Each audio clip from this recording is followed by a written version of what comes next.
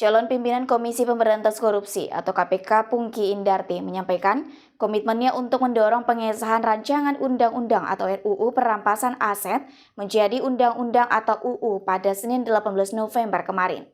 Mulai dari 2004 sampai 2024 ternyata ada 167 kepala daerah yang jadi tersangka kasus korupsi. Nah ini kan shocking banget. Jadi kita melihat pengawasan internal perlu ditingkatkan dan KPK juga mesti harus fokus terkait dengan hal itu. Nah kami juga akan fokus misalnya di wilayah-wilayah yang rawan korupsi. Kalau Bu Pungki melihat KPK ke depan ini harus seperti apa sih Bu? Harus mendapatkan kepercayaan masyarakat kembali gitu ya. Kalau kita melihat dari survei-survei yang ada, ini yang termasuk yang paling rendah ya, sampai 56% gitu ya, ke-8 dari 8 institusi itu kan sangat memprihatinkan. Nah, kami berharap ke depan ini akan mendapatkan kembali kepercayaan dari masyarakat. Jadi itu mesti harus kerja yang benar. Terus kemudian juga integritasnya mesti harus bagus. Jangan sampai misalnya kena kasus etik, terus bahkan kasus pidana, jangan sampai seperti itu.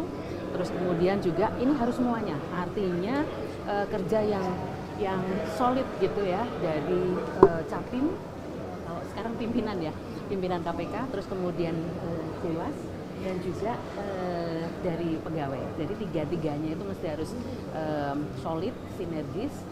Kemudian kita juga mesti harus mengawasi internal sendiri ya. Jadi jangan sampai misalnya ada di rutan-rutan itu terus kemudian ngutip-ngutip.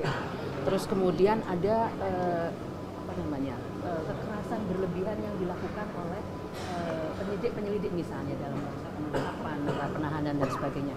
Itu harus sesuai dengan hak asasi manusia. Jadi itu yang nanti akan kita fokuskan, termasuk juga ini RUU perampasan aset ya. Ini nanti juga akan kami dorong. Nggak tahu lah, sekarang lagi dibahas ya, dan namanya juga dipermasalahkan, ada aset recovery, ada perampasan aset dan sebagainya, tapi nanti intinya kita dorong itu, dan juga terkait dengan penegakan hukum itu lebih dipentingkan untuk memberikan efek jerah, yaitu mesti harus ada disertakan juga pasal-pasal TPPU di situ. Jadi tidak cukup hanya tindak pidana korupsi tetapi juga TPPU.